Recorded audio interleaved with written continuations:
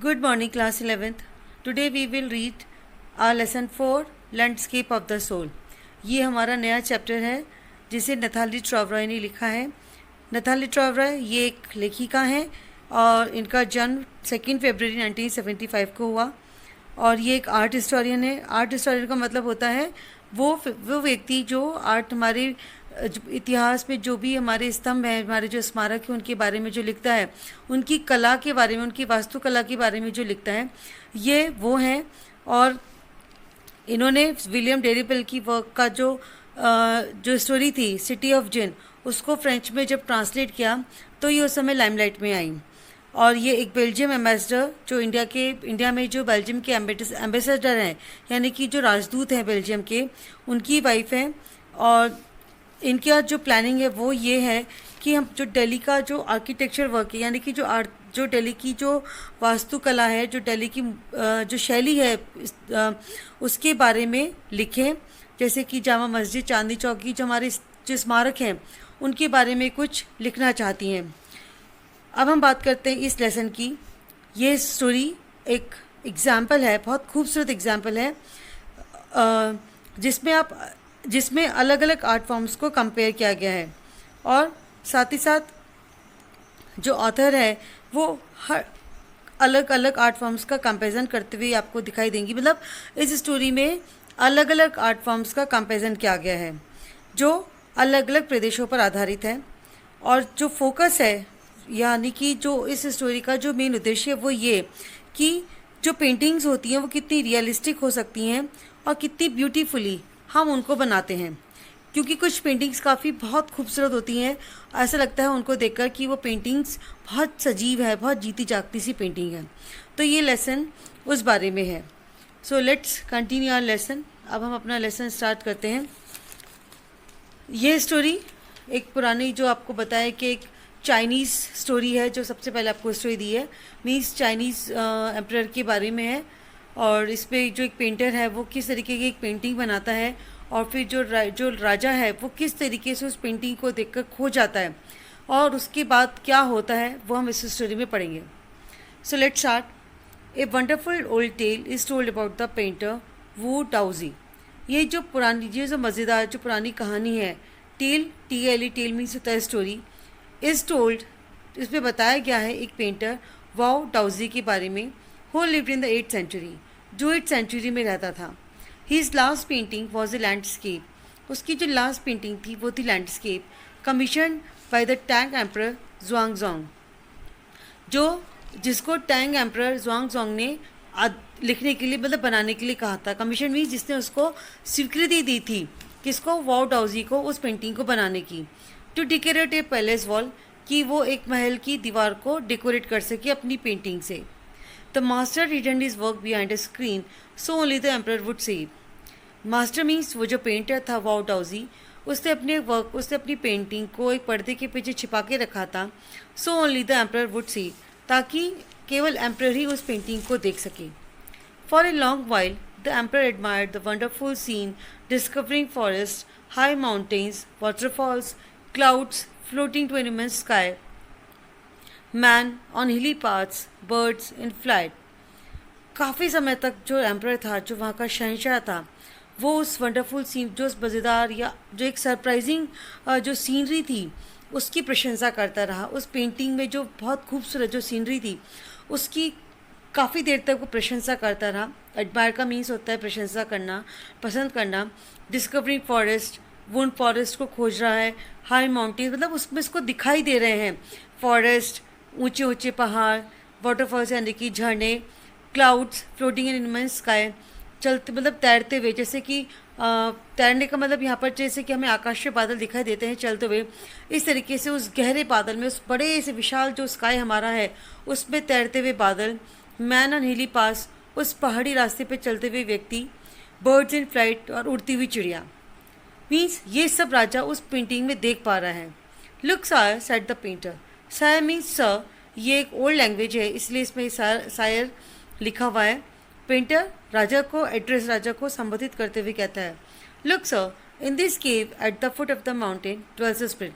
देखिए सब महाराज, इस गुफा के अंदर जो इस पहाड़ की तलहटी में बनी है, ड्वेल्स अ स्पिरिट, इसमें एक आत्मा रहती है। ड्वेल्स का मतलब होता है रहना, और foot of the mountain means पहाड़ की तलहटी। The painter clapped his hands and the entrance to the cave opened. Painter ने अपने हाथों को क्लैप किया और उस गुफा का जो दरवाज़ा था वो खुल गया। द इनसाइड इट स्प्लेंडेड, और जो अंदर का सीन था वो बहुत ही भव्य था। स्प्लेंडेड मीन्स बहुत ही शानदार, बहुत ही भव्य। Beyond anything words can convey, शब्दों से परे था, मीन्स इतना खूबसूरत था कि उसको शब्दों में अभिव्यक्त करना बहुत मुश्किल है। Please let me show your majesty the way. The painter entered the cave but the entrance close behind him. जो पेंटर है वो राजा से कहता है, मैं आपको, योर मेजेस्टी मीन्स राजा से कहता है, महाराज मैं आपको रास्ता दिखाता हूँ। The painter entered the cave, वो पेंटर उस गुफा के अंदर घुसता है, but the entrance close behind him, लेकिन जो एंट्रेंस है या जो उस गुफा का जो दरवाज़ा है वो उसके जाते ही बंद हो जाता है। And before the astonished emperor could move or utter a word, the painting had vanished from the wall.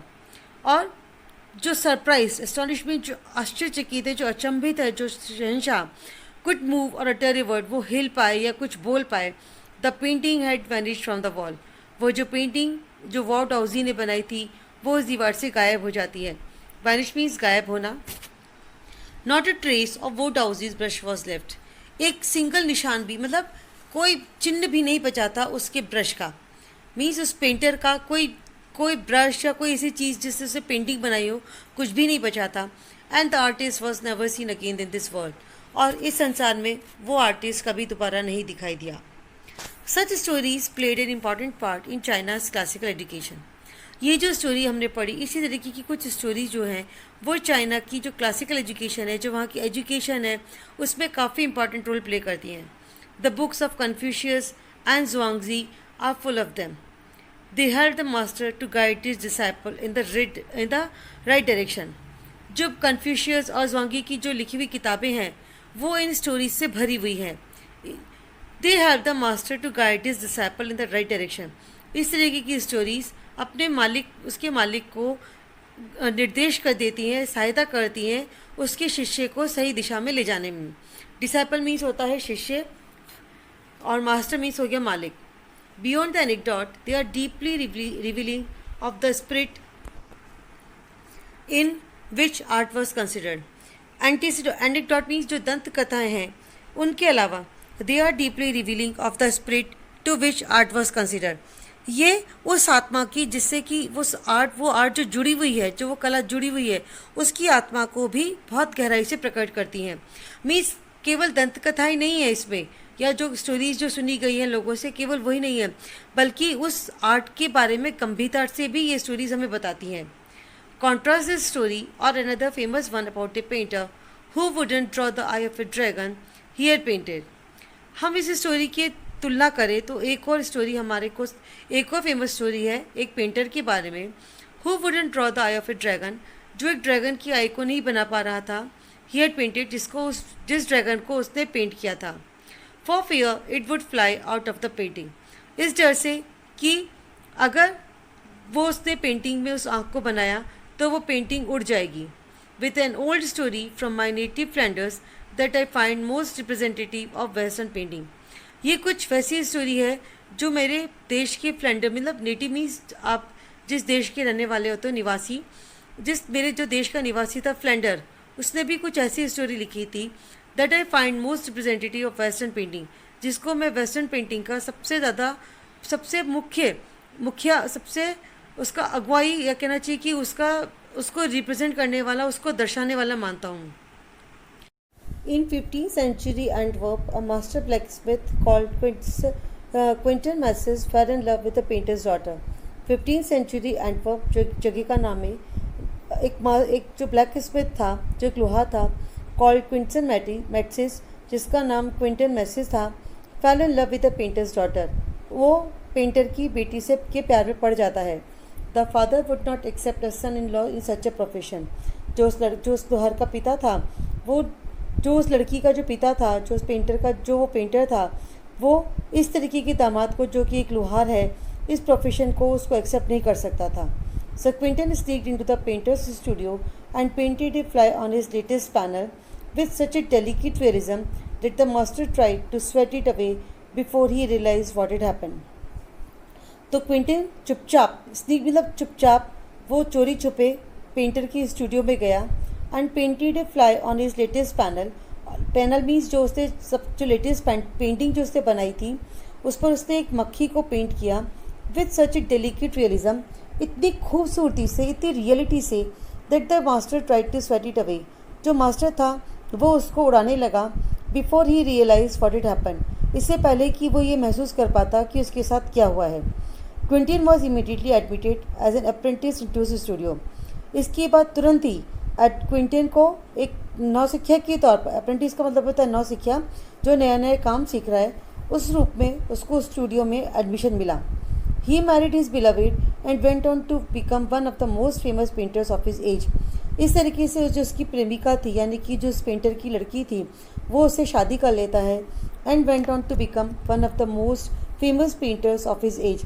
और इस तरीके से अपने अपने एज का, अपने युग का सबसे stories right what each form of art is trying to achieve. ये जो दो स्टोरीज जिसने अब जो हमें ऊपर पढ़ी है, ये हमें ये इलस्ट्रेटिव एग्जाम्पल देती है what each form of art is trying to achieve, कि हर एक आर्ट फॉर्म क्या प्राप्त करना चाहती है. A perfect illusionistic likeness in Europe. अगर हम यूरोपियन स्टोरी की बात करें जिसमें वो जो क्विंटन मैसी है वो एक मक्खी को बना देता है और वो जो उसको फिर भगाना चाहता है, वो जो उसका जो फादर इन लॉ है, जो ब्लैक स्मिथ जो लोहार है, तो वो क्या है, वो एक इलियनिस्टिक लाइकनेस, मतलब एक सजीव भ्रम जिसको कह सकते हैं, कि एक ऐसा भ्रम जिसको देखकर ये एहसास हो कि ये बिल्कुल सही बना है, उसमें बिल्कुल समानता है, जैसी चीज़ है उस तरह को उसको वैसे का वैसा ही बना देना. इन यूरोप तो यूरोपियन पेंटर्स हैं वो पाना चाहते हैं सजीव भ्रमता को, the sense of inner life and spirit in Asia. जबकि जो एशिया है, यानी कि जो चाइनीज़ पेंटिंग थी जिसमें उसने एक केव बनाई थी और फिर वो उसमें चला जाता है उसका दरवाजे को खोलकर और फिर वो वापस नहीं आता, उसमें हमारी लाइफ की इनर लाइफ, मतलब हमारी लाइफ का सार कि क्या होना चाहिए, उसकी क्या आत्मा है, वो उसको पाना चाहते हैं. तो इस तरीके से ये देखा कि जो हमारे जो दो स्टोरी जो हमने पढ़ी हैं, वो उन पेंटिंग्स जो हमने अलग अलग पेंटिंग्स के बारे में पढ़ा, तो वो उसमें से एक पेंटिंग जो है वो सजीव भ्रमता को, और जो दूसरी जो पेंटिंग है जो चाइना की है, जो कि क्योंकि जो चाइना है वो एशिया में ही आता है, जीवन के सार को, उसकी आत्मा को पाना चाहता है.